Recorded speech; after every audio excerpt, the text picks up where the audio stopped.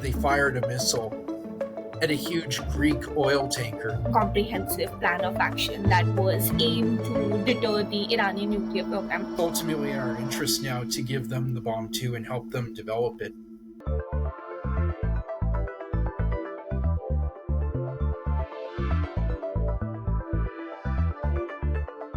Hello, everyone. Welcome to today's episode. My name is Kinnari and I'm thrilled to introduce our guest, Clark Webber. Clark is a distinguished professional with expertise in energy security, oil, gas, and international security. His impressive background spans various countries and cultures, having lectured in the country of Georgia and gained valuable experience in serving as Peace Corps volunteer in Azerbaijan, where he deepened his understanding of global energy dynamics. With degrees from Tufts University and Pacific Lutheran University, Clark combines a strong academic foundation with practical insights. His work has involved engaging with various complex geopolitical issues, and he has developed a keen understanding of how energy resources impact international relations and security. He has also contributed to important initiatives while working with US federal government, which has further enriched his perspective on international security. Energy security is a cornerstone of global security, shaping international relations and alliances in a very profound way. As countries navigate the complexities of energy dependence, the interplay between oil and gas supplies and geopolitical interests become increasingly important. Clark's expertise in this area allows him to analyze how alliances are performed, shaped, and sometimes fractured in responses to energy needs and security concerns. Clark will help us unpack these vital connections and explore how current events, particularly the Iran Israel conflict, are influencing the global energy landscape and reshaping its alliances. Let's dive into the current Iran Israel conflict, exploring how it impacts energy securities, alliances, and global supply chains. Clark's insight will be invaluable to us as we will discuss the broader implications of this conflict on global energy markets and international stability. I'm confident that his expertise will help us navigate some of the critical challenges we face today. So let's get started and explore how these important issues with Clark can shape the global security. Hi, Clark. Welcome to today's episode. How are you? I'm doing well, Kinnari.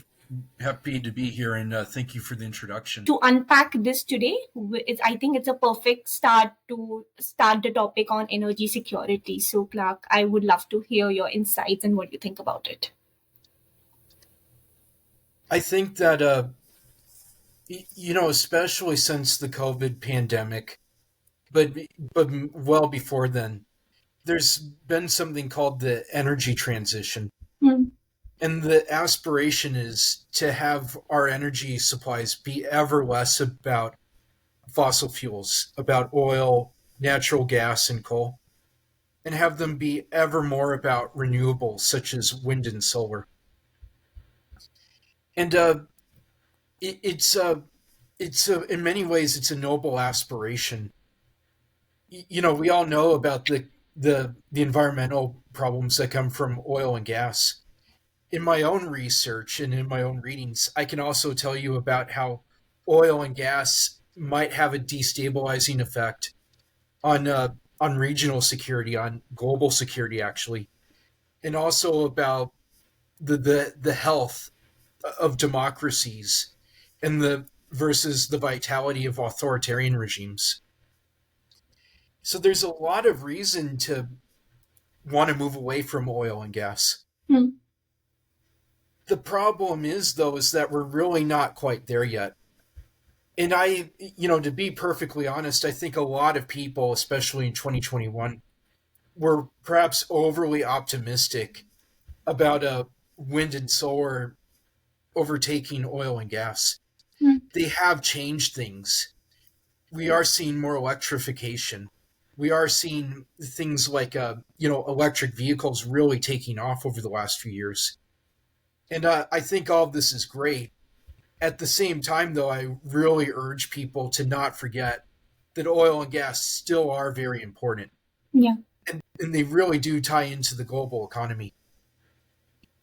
And I think that we're starting to see here more of an alliance between uh, Iran and Russia, Mm. and we're also starting to see that that in a lot of ways they have incentives to to be destabilizing actors in their regions because the price of oil and gas went up much higher Mm. after the Russian invasion of Ukraine. And I think over the last few days there have been concerns that oil might go back to $100 a gallon because of the war or the battles or whatever you want to call it, the regional chaos involving Iran and Israel. So I do think that this conflict it is affecting global energy markets. Yeah. And even though I do think it is good for the world to push on with the energy transition, we also can't really forget how oil and gas still are really important. And the thing is, if we ignore it altogether, I think we're going to be caught blindsided by a lot of these international conflicts. Mm. Yeah, I mean, I agree to you. I think Iran kind of plays a major role in the oil market, as especially particularly through the Strait of Hormuz, which is a critical choke point for global oil shipments because around I guess around 20% of the world's traded oil passes through that Strait of Hormuz. And any conflict or instability in the region, especially involving a major player like Iran, can seriously disrupt the flow, right? So we have seen this before. When the tension flares up, the oil prices spikes, and that kind of has a ripple effect around the world, not just to the US, Europe, but also to the other countries in the region. Yeah, and I think that narrow waterway, and especially the Strait of Hormuz, is a very critical because it's located between Iran to the north and Oman and the UAE to the south, right? And as I said earlier, so for Iran, it's not just a passageway for oil. I think it's a symbol of power and influence in the region as well, because any military action or threat in the area can have a massive repercussions, right? So not just for the oil markets, but also for the international relations. So it's a very crucial leverage point over there, and especially when tensions arises with Israel, and it's just affecting the regional stability in the region, right? So what do you think about this? Oh, I think the Strait of Hormuz is one of the most it's one of the most vulnerable shipping locations in the world. In its importance, it's fundamental for oil and gas because there is, God only knows how much oil and gas there is there. Yeah. And that's where the lion's share of Iran's oil reserves are. But also, when you look at maps of Saudi Arabia, Hmm. you'll see that their oil and gas it's concentrated in the east. And the same thing with Qatar, with UAE. Qatar's gas fields are there, and the UAE's oil fields are all in the Gulf of Hormuz, or they go through there. They go through from the Persian Gulf. And we've seen in the past year that Iran can be quite astute at challenging global shipping. Hmm. We've seen over the past year that the Houthis in Yeah. Yemen have really strangled a lot of global shipping in the Red Sea. They've created a lot of difficulties there for global shipping. I saw a video maybe a few weeks ago where they fired a missile at a huge Greek oil tanker, and it was horrifying to see. But luckily, the damage to the environment was minimal. They were able to contain the oil. Hmm. But I do think we could possibly see something that's happening in the Red Sea applied to the Gulf of Hormuz. And with Dubai, for example, in the UAE, they actually don't have much oil and gas, but they're actually one of the most important shipping cities in the world Hmm. and one of the key centers of trade and global finance. So the importance is goes beyond just oil and gas, even though it's essential to those. So I think we have seen that Iran is quite adept with its proxies of creating challenges there. Yeah. And it's possible they could do something like that, or their conflict with Israel, where Israel might take action there. So this really could affect global development all over the world, actually. Yeah, that's true. I mean, we have seen in the recent months that Iran has consistently threatened to block the Strait of Hormuz, as you just said, because in response to the perceived aggressions, which would, kind of disrupt the global supply chain. And also on the flip side, if you see, Israel sees Iranian military capabilities, including their presence in Syria and proxy groups, as a direct threat, right? So Israel has conducted like various airstrikes that we have seen at preventing those Iranian encroachment and entrenchment, which could impact the shipping routes throughout the strait. So yeah, so in this context, it's just not just a physical feature or a geographical feature, but a flashpoint on a broader conflicting level, I would say. Oh, no argument from me. Yeah. I think just about everyone who's looked at that says there's essential global trade happening in that area, and it will affect the whole world if there are shipping troubles there. Yeah. And also, if you see OPEC, right? So, the Organization of the Petroleum Exporting Countries, I mean, I feel that even they might face various challenges in their production and supply, considering the conflict. Because, first of all, OPEC is really important when it comes to global oil prices, right? So, it includes like several countries from Iran, Israel, Kuwait, Dubai, and one of the key members right now, even the other great powers are increasingly joining in the regions, right? So right now the conflict is kind of heating up, and we're seeing a lot of uncertainty in the oil markets. And I feel this is also going to take a toll on the OPEC's oil production and supply, because there are significant number of countries that are part of the OPEC country group that are supporting the Iran, whereas some are not, right? So I think it is going to have huge impact in the future level on its production level and its supply. What do you think about it, Clark? Oh, I agree with that. I also think that in the last year we've seen that Israel has tremendous potential in Iran. Mm, I think that there are millions of people in Iran who would be thrilled to be rid of their government. And some of the things Israel's been able to pull off in Iran itself are quite staggering. So I do think that they have tremendous opportunities for sabotage. I do not think that the United States government and the broader global community would be happy about that. mm, But I do think that if the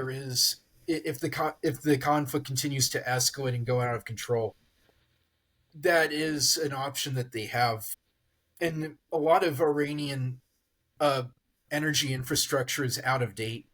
They've been trying to update it with deals with China and the like, mm. but the sanctions have hit their infrastructure so bad that they're quite vulnerable there, and it would be hard to get production back online quickly.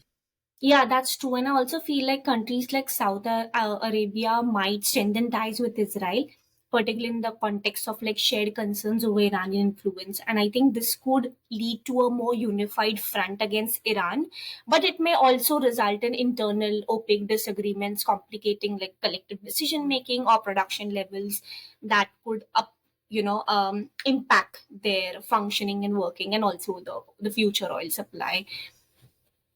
Yes, I agree. So I think, with the ongoing energy security problems and related things, I feel that it is very important right now to establish a coordination group that I might call it as a Middle East energy security coordination group, right?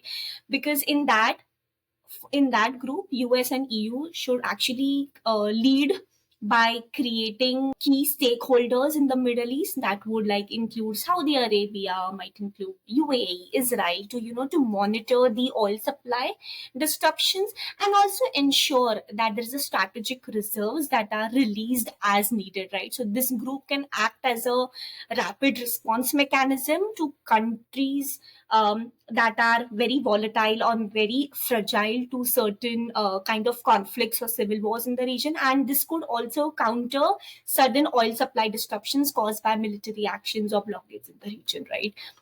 And I also feel that Gulf states in that coordination group could also play a very important role, because I think right now the point is there should be increase in the oil production flexibility, right?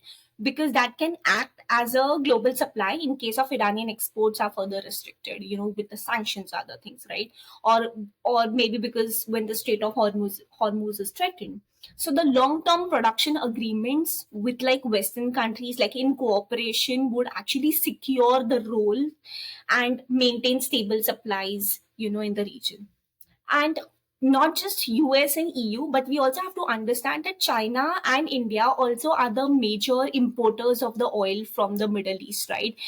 So in that case, they should those countries could expand their strategic oil reserves and invest in kind of energy diversification, right? Because we I think it is very important to understand that today the conflict is existing and it might exist in the future as well. So I think right now we should figure out options and alternatives to address the challenges that are posed by the conflict.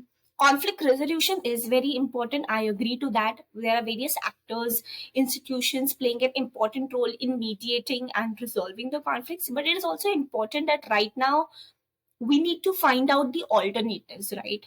Now this is the challenge. What can be done, right? So I think energy diversification projects, including renewables or LNG imports, for example. So the countries like China and India should engage in diplomatically with both Iran and Israel to ensure that the energy security remains a shared interest despite political tensions. I think that one idea I've thought about a few times would be having an oil reserve that's almost like a central bank of oil. Hmm. That's Be- a good one. because with in the United States we have something called the Federal Reserve or the Fed, and y- they have they try to set the interest rates so that there will be a certain amount of economic growth and a certain amount of lack of inflation each year. And it would be interesting if if there was if there were a multilateral effort to have almost like a central bank for oil and gas to try to stabilize the prices. Hmm.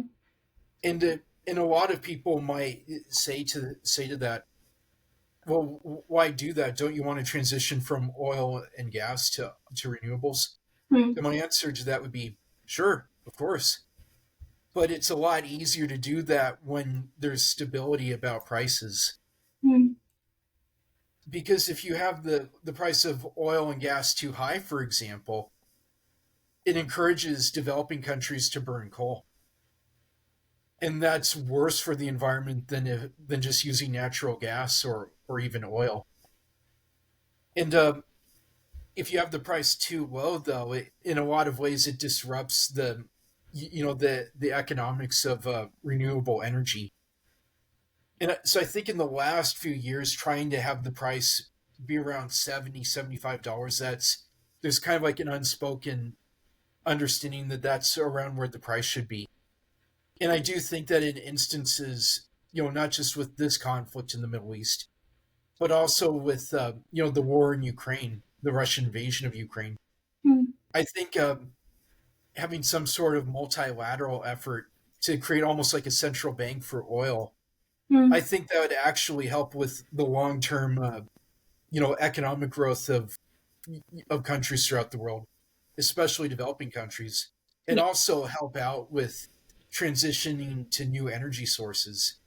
Because again, if you have the price be too low, renewables are not as economical.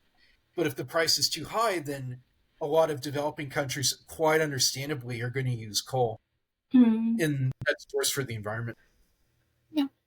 Yeah, I totally agree with you. And I think energy security is going to have an impact because of the ongoing destability in the Middle Eastern region. And with that said, the another major element that I also feel is the proxy warfare and regional stability, right? Because Iran has cultivated relationships with various proxy groups, uh, Hezbollah in Lebanon, Hamas in Gaza, using them to strike the region directly or indirectly. So, what do you think, like, how this might affect the regional stability on the whole?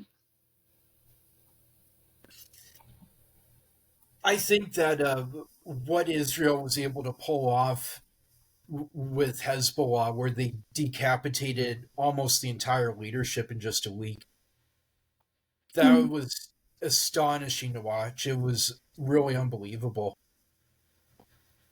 And, Iran fired missiles to respond to Israel, but it does not make up for how their top proxy Hezbollah really has almost no leadership right now. mm, So I do think that we're in a period of intense instability. right. I honestly cannot tell you what the next few weeks will be like in terms of who is going to do what, who's going to escalate it. And I do think that again, I think that since Hezbollah is is really diminished as a force, it's really deteriorated. I do think that does strengthen Israel's position because Hezbollah was really one of their top opponents, one of their top threats, much more so than Hamas was. If you asked like a year and a half ago, most Israelis who was the bigger threat, it would be Hezbollah over Hamas any day of the week. And just what they're able to pull off with Hezbollah, it was unbelievable. Mm, And I think that right now the global leadership is really going to have to watch the situation carefully because there's tremendous ability for this to escalate and for the crisis to increase. yeah, and also, this these groups do not just have an impact or effect on the Israel and their civilization, but also, they have it, like they advance instability in Lebanon and Syria, where Iran's influence is also very strongest. And from that perspective, this on the whole is a bigger security challenge. And that point of time, it becomes exhausting to keep a region always on the edge of international security, right? Because there are so many complications and diplomatic efforts involved, and it's hard to resolve because those proxies aren't also fully sovereign, and it's a vicious cycle which is left unchecked and can have a spillover effect on the wider communities and around the world, right? So I agree to you, it is becoming hard and hard to really make them sit on the table and have a conversation, I would say. Oh, I agree. Yeah. I will also add that I was it really looked like that the Middle East was starting to become more stable. Not in the last year. Last year changed everything, but in the years before then, it really seemed that after the Syrian civil war started to simmer down, Hmm. it was starting to look like that the region was becoming more stable. I don't want to say peaceful, but there was it was I am going to say stable. And unfortunately, a lot of what seemed like to be progress, it's really gone now. Yeah. And I think in the last year, we've seen some of the most intense fighting in the region's recent history. Mm. Yes, yes, I completely agree. And I think with the region's instability and the existence of various proxies and groups that are also against each other, I think that kind of also create a blooming threat on the nuclear factors, right? Because I believe that nuclear proliferation is at the heart of the international security issues. And for Middle East, I feel this is an existential threat. And yes, for Iran, the nuclear program is, it's more than just a military power. It's a bargaining chip to international diplomacy, right? So because a joint comprehensive plan of action that they have, that is the Iranian nuclear deal, right, was an attempt to curb this. But since the US pulled out in 2018, I feel the tensions have escalated again, and Iran is ever closer to like enriching weapons and grade uraniums. And I think that's a major security concern, not just for the Israel, but for the entire region and for the entire world. Because if Iran becomes a nuclear power, it could trigger a regional arm race in the Middle East. Because countries like Saudi Arabia might feel compelled to develop their own nuclear capabilities, right? So that could further destabilize an already volatile region about it. What do you think about it, Clark? Oh, I agree. And I also think that a major difference of between now and even 5 or 7 years ago is that Iran and Russia are now much more militarily linked and aligned than they used to be. During the Syrian civil war, when it was most intense, it's still ongoing, by the way. I don't want to marginalize the suffering. But when it was most intense and when it was most in the news, we really saw Russia and Iran start to coordinate more, especially with the Assad government. And with the war in Ukraine, their ties have really intensified, and they're becoming more like peers now. Hmm. You, you know, uh, Iranian drones have really been used effectively against Ukraine in the war. And because of that, I think that there's more of an incentive now for Russia to help them develop their program. Whereas back in the day, I think that Russia was much more hesitant about it. Hmm. I know that it's always a very murky thing how much they would help out Iran. But the sense I had from what I read was that Russia was more concerned about the risks of proliferation Hmm. than they were about wanting to help out someone they had okay ties with. Hmm. But now Iran, along with North Korea, which is also a nuclear power, they're now three very closely linked countries militarily.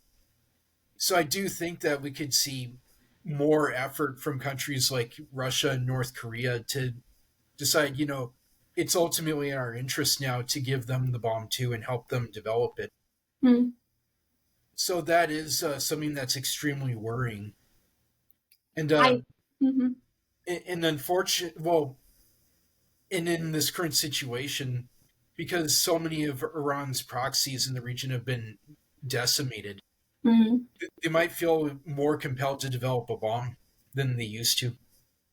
Yes, I think I agree. And also, I feel that it's just not Iran, but also Israel kind of maintains a very ambiguous policy regarding its nuclear arsenal, right? Because it views itself as an essential for its national security, considering it's been surrounded by regions, countries, and groups that do not get well along with each other, right? So the country has developed sophisticated deterrence strategies, as we all know, aimed at countering Iran's nuclear progress. Because I think Israel's potential military response could also include like preemptive strikes on Iranian facilities, highlighting like the tense dynamics in the region.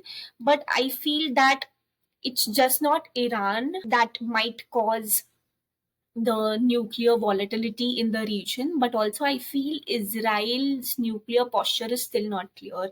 And I think this overall increases the risk of nuclear proliferation in the Middle East as a whole, right? Because, as I said, countries like Saudi Arabia would be compelled to make their own weapons, right? So it might lead to greater instability and security dilemma among the neighboring countries, which would complicate diplomatic relations and escalate tensions in the region, I would say. And I think because we discussed about JCOPA, right, the Joint Comprehensive Plan of Action that was aimed to deter the Iranian nuclear program, with this I think it becomes very important to have a 2.0 version of it, right? Because we have all understood that the original and the older JCOP has its own merits challenges, and that addresses certain kind of issues around Iranians nuclear ambitions and postures, right? So here, what I think could be the best possible option, right? So the for US, it should be more like US should lead more like a diplomatic efforts to bring back Iran to the negotiation table. Because at this time, with a clearer enforcement mechanisms, it becomes very much like, and with the clear provisions to limit Iran's nuclear program and its military capabilities in Syria, it could actually compel them. And for the EU, they can play a very important role by offering like economic incentives, right? Such as face sanction relief, or maybe tied directly to specific Iranian compliance benchmarks, right?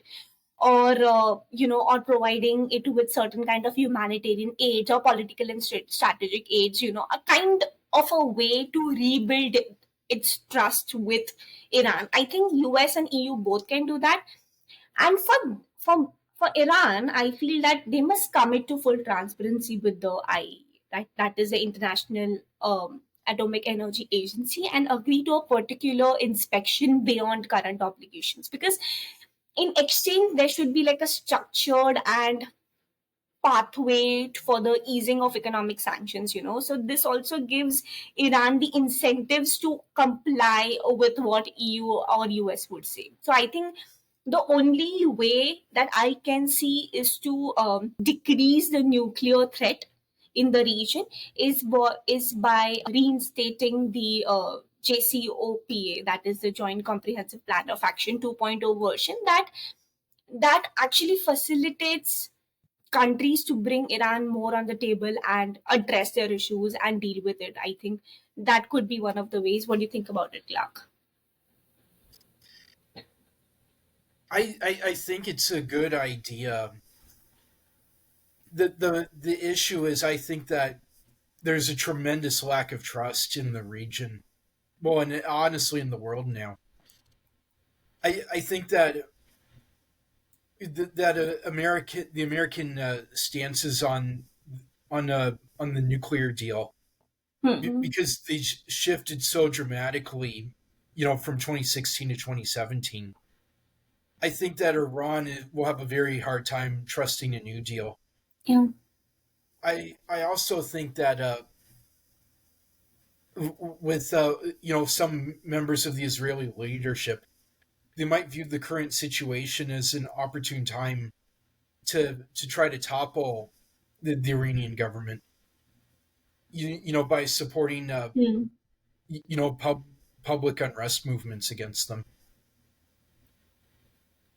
So I think that I do see a lot of merit in having a second deal.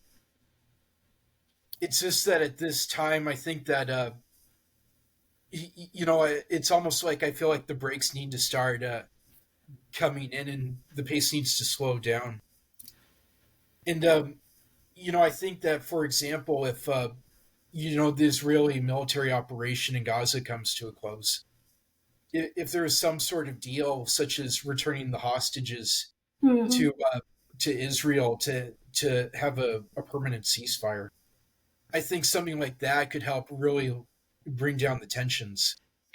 And also, I think that security guarantees could also play a very important role here, because if EU and US guarantees that the country will not face any military strikes, as long as they're compliant with the nuclear non-proliferation treaties, and decide not to develop, I think this could also reduce Iran's perceived need for developing nuclear weapons. Because I think one of the major reasons that Iran is also compelling is not just to establish and have a greater influence in the Middle Eastern region, but is also for its own security, right? I mean, this goes on in others. So I think the confidence building measures kind of plays a very important role, whether in the form of giving security guarantees or signing on in regional nuclear risk reduction agreements, right? Between various countries in the Middle East. So even like participating in the informal non-proliferation talks. I think all these steps could help de-escalate tensions, increase confidence building between the countries in the Middle East, and work towards enhancing more on the deterrence level and rather than on the proliferation, right? um yeah, I mean, yeah, this is what I feel is this could be done, and I think it could also be possible with the help of the Israel, because Israel can also work more closely with US to enhance its missile defense systems in the regions, not as a substitute for nuclear deterrence but as a complement to regional stability, right? So this ensures that Israel's security needs are also addressed without relying on nuclear concerns or nuclear proliferation that creates more like security dilemma in the region. So I think it's very important to have a normal relationship and establish normal ties between the Arab countries that could encourage them to pressure Iran to comply with the nuclear transparency requirements, I would say. And of course, over here, I feel that EU can act as a very neutral facilitator, because at this time there's also like a trust deficit between like Israel, US, Russia, China. EU can play a very important role here because they can facilitate the talks between Iran and its neighbor, emphasizing the economic benefits for Iran, like if it addressed to the part, right? And the EU can also help create regional energy cooperation framework, which includes like shared nuclear safety standards for oversighting, right? And on the other side, the US can also support Israel by continuing enhancing and maintaining the deterrent system that could deter any of the future military nuclear modernization. So I think right now the things could work on both the phases, with the Iranian and with the Israeli. What do you think about this, Clark?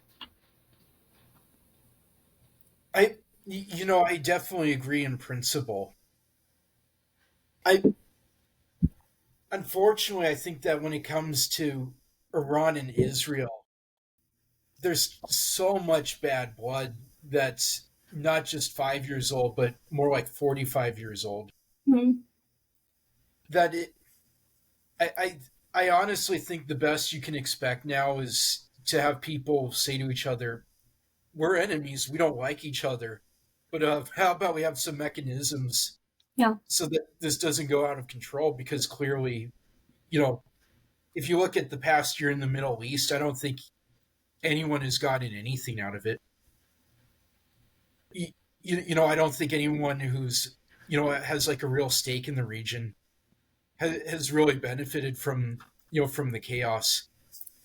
So I think I do think that there is a lot of room for multilateralism and for agreements, and I think your ideas they do have a lot of potential.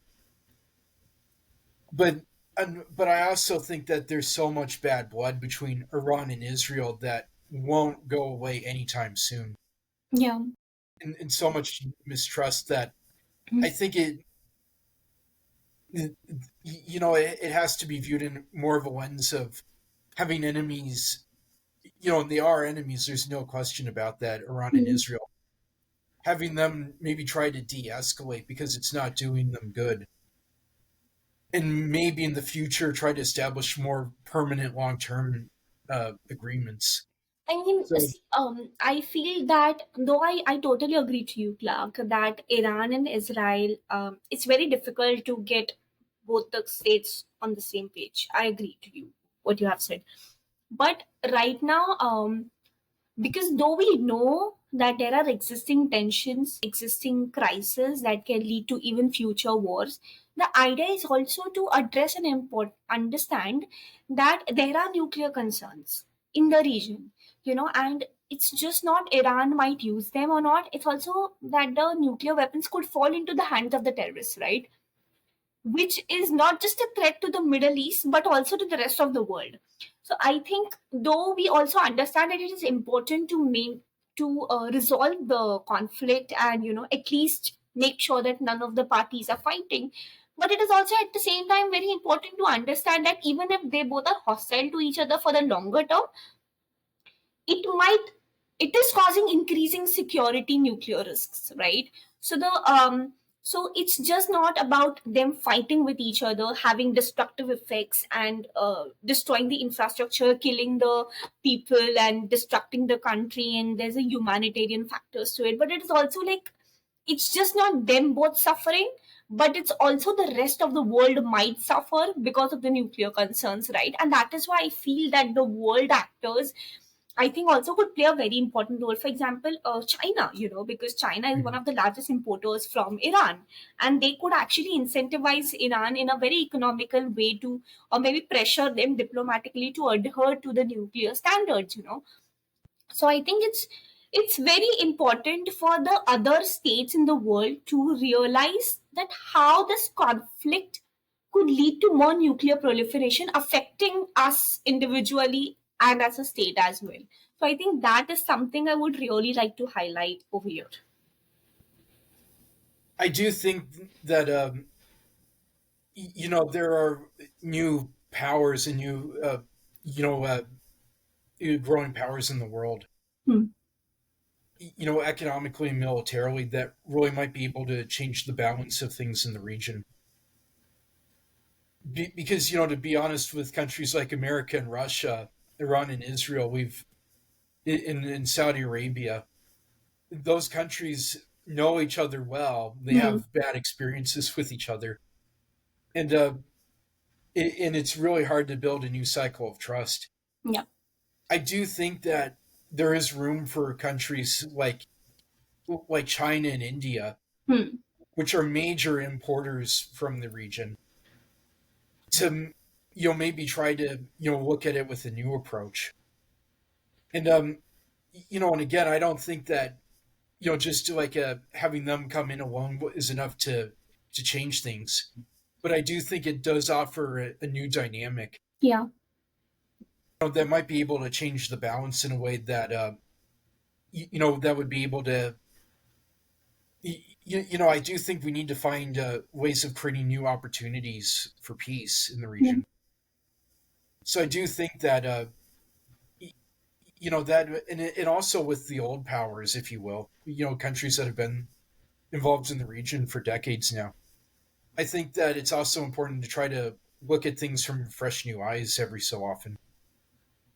So I I'm personally, on a personal level, I'm a little bit pessimistic about about creating new cycles of trust and mutual gain. But I do think that the opportunities are always there. Yeah. Yeah, definitely, Cloud.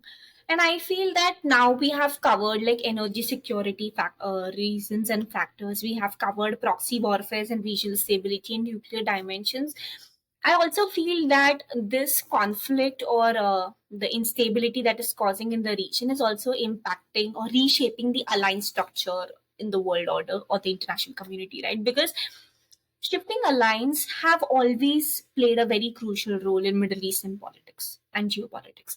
But with the growing Iran, Russia, China axis on the one side and Israel strengthening ties with the Arab states through Abraham Accords, right, on the other, we are also seeing a realignment that could shape the regional order. So, to like, what do you think about this? Like, how this would affect the balance of the power between Israel and Iran in the Middle Eastern region? I think that there's an interesting symmetry in terms of the alliances, because often when you hear critics of U.S. foreign policy, or from various quarters, they try to present America and Israel as having the exact same goals, the same interests, and we're always plotting together. But when you look at how the Hezbollah, the decapitation of Hezbollah went down, it's pretty clear that Israel acted on it on its own initiative, Hmm. and it really did not, inform the United States ahead of time about it.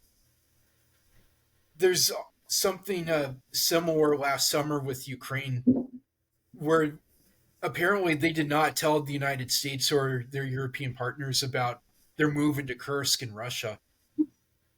So I think that with both Ukraine and Israel, they've been dissatisfied with kind of the emphasis on de-escalation, or at least of not escalating the conflict, maybe keeping it as bad as it is, but not making it worse.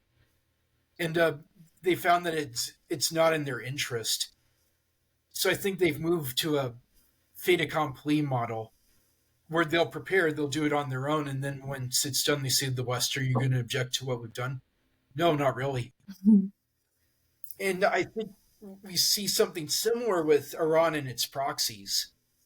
From everything I've read and from everything I could tell, Iran really did not plan or give the go ahead for the October 7th massacre last year that Hamas carried out. Maybe they did, but I've not seen anything to suggest that. And when Hamas did do that, uh, they gave the Iranian leadership said, "Oh well, good job. Uh, oh, are we going to help you? I don't know. It's not there in the contract, so good luck, Yeah. guys." So I do think that there is a little bit of an interesting symmetry there, Yeah. where kind of like the groups we consider to be the clients, they're often able to act on their own, and then the what we would call the patrons, they really you know will approve of it after the fact. Mhm. But to in a way to kind of get away from the emphasis on not escalating the conflict, a lot of the again, the clients, if you will, they've learned to act on their own.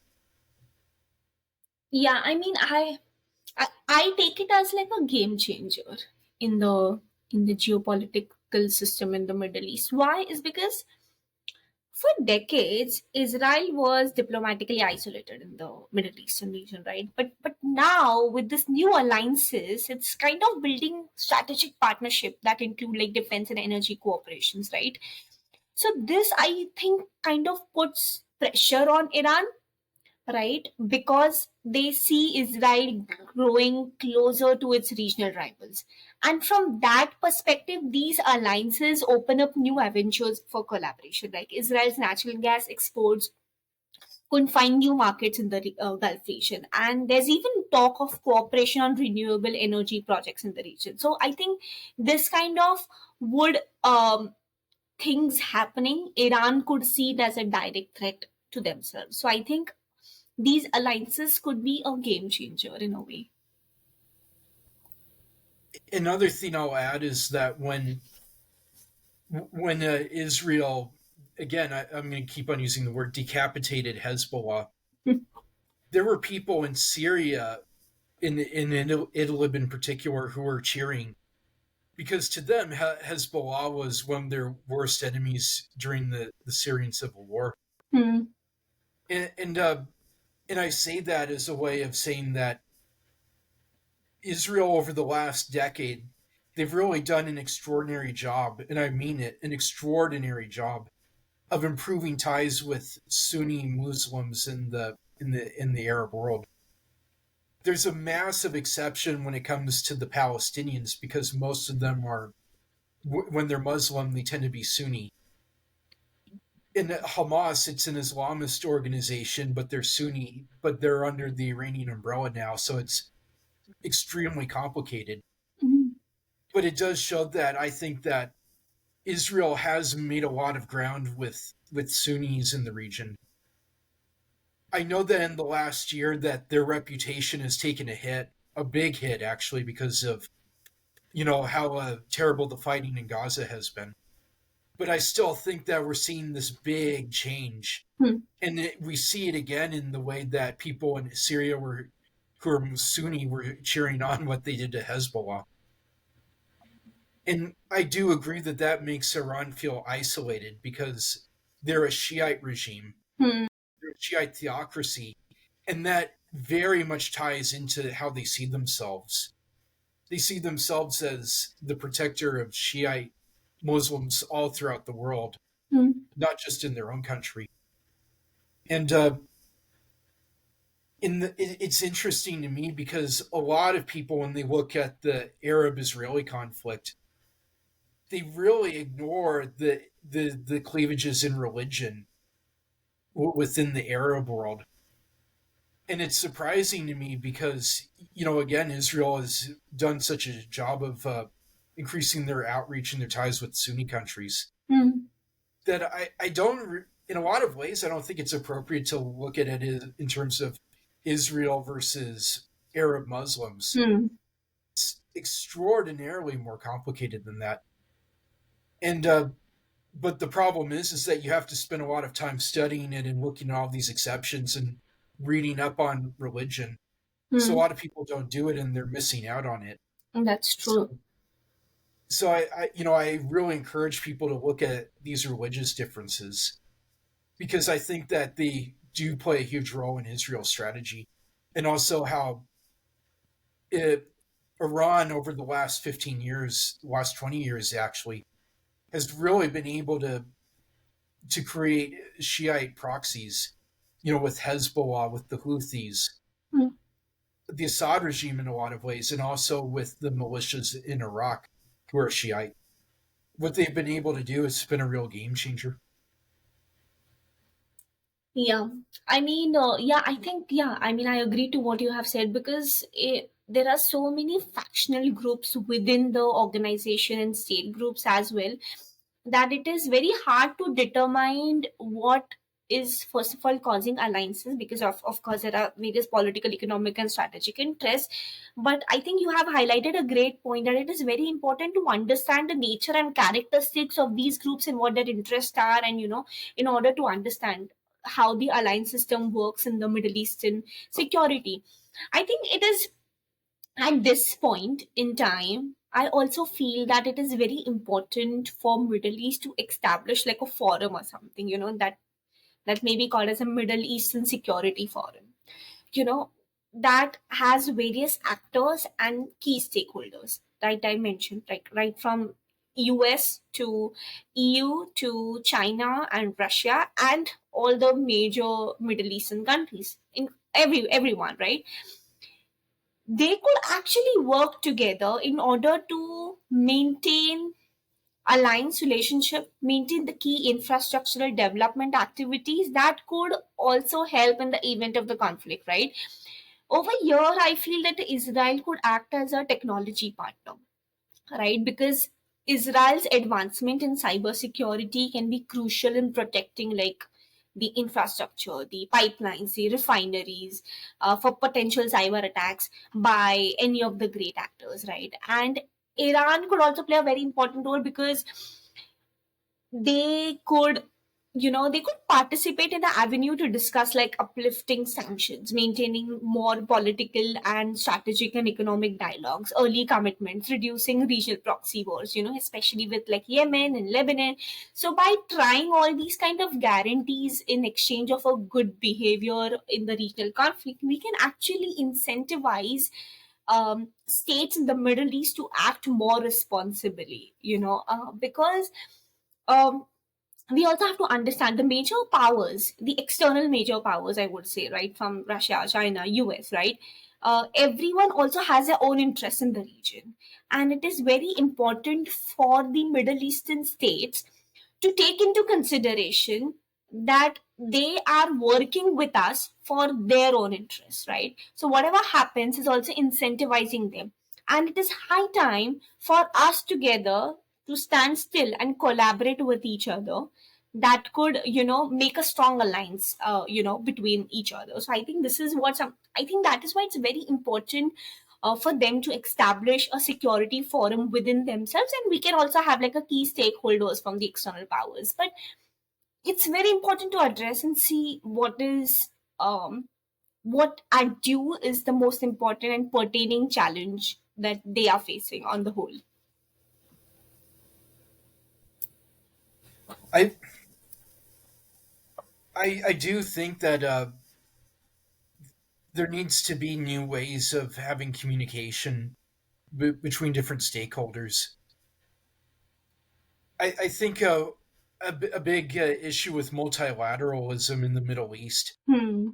has traditionally been that the state, because of the legacy of colonialism, most of the states in the Middle East have severe challenges with legitimacy, Hmm. and then also because of how disproportionately authoritarian the region has been, it again affects issues of legitimacy. Hmm. So I definitely do think that there are there are there should be ways of having different states, communicate with each other,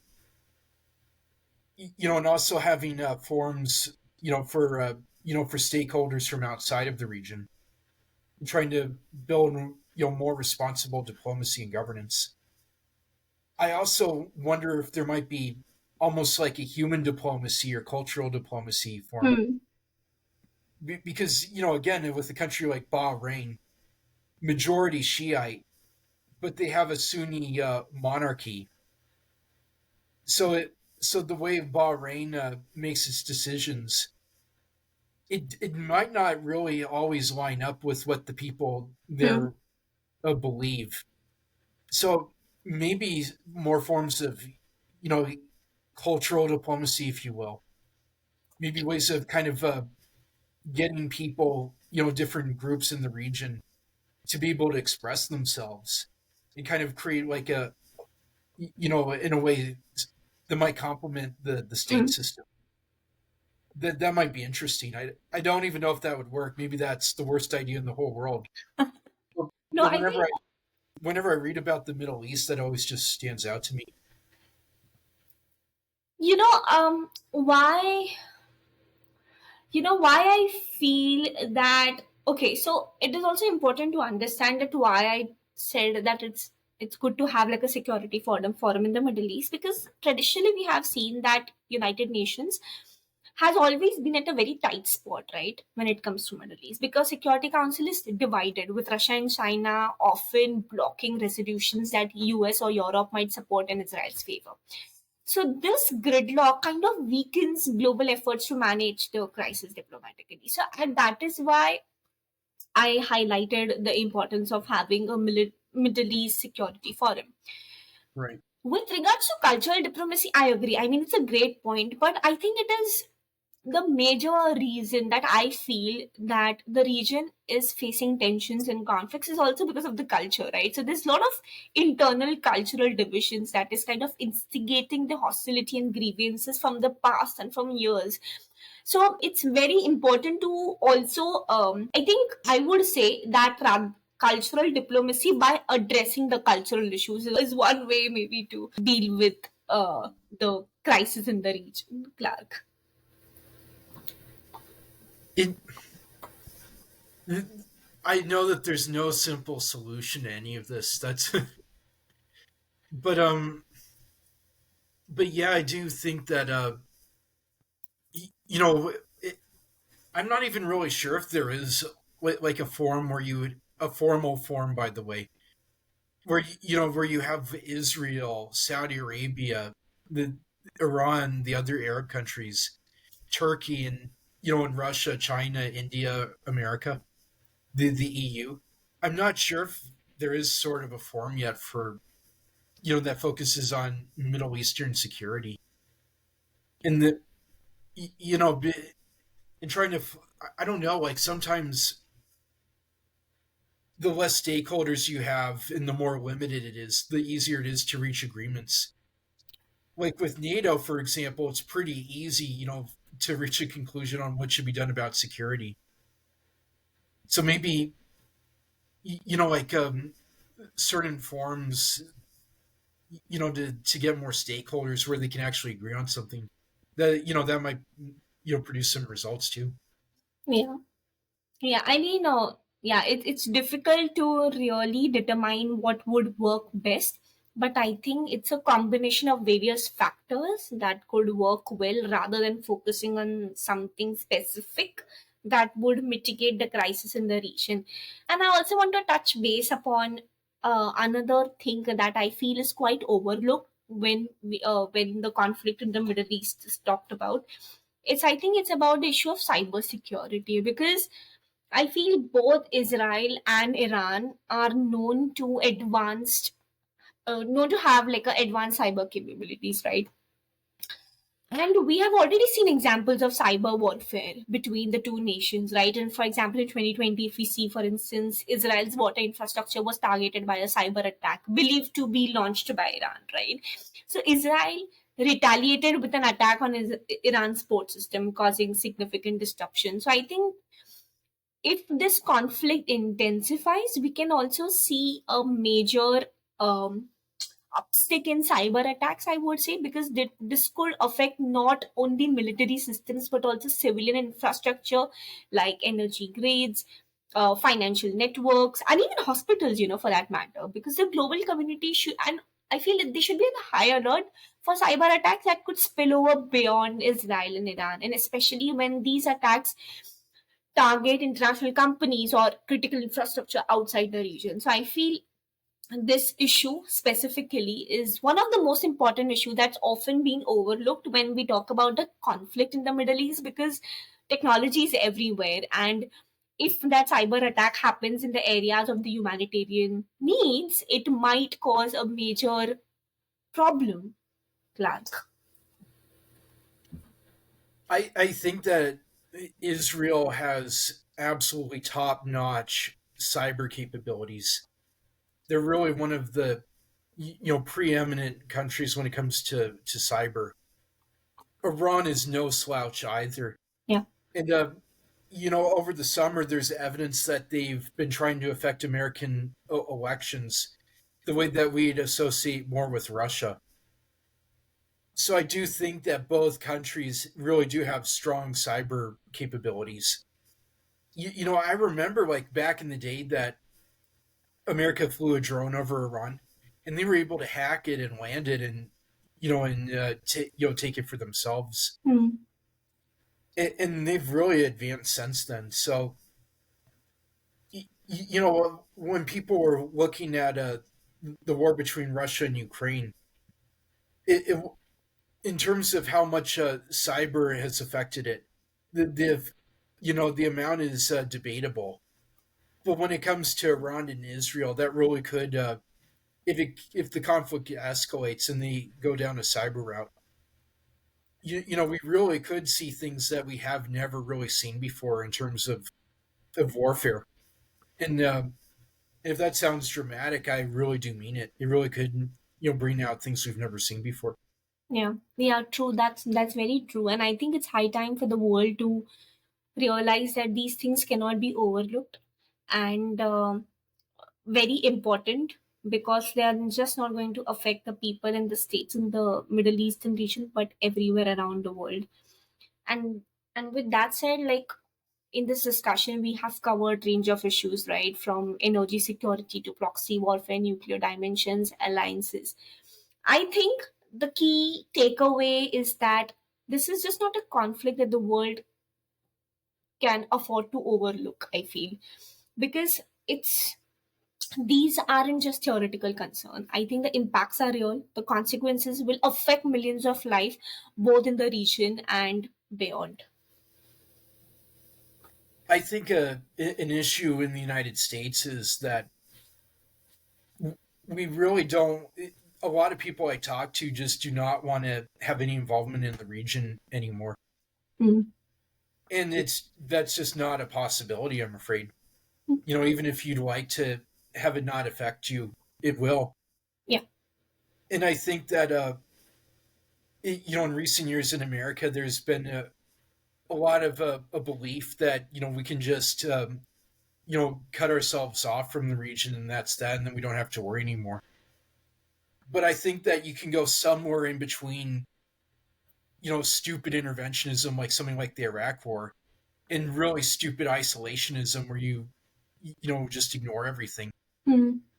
So I do think that the United States and the global community really can try to engage these conflicts seriously and soberly, and I think develop solutions that will make life better for not just the people in the region, but for the whole world, because this region does affect the entire world.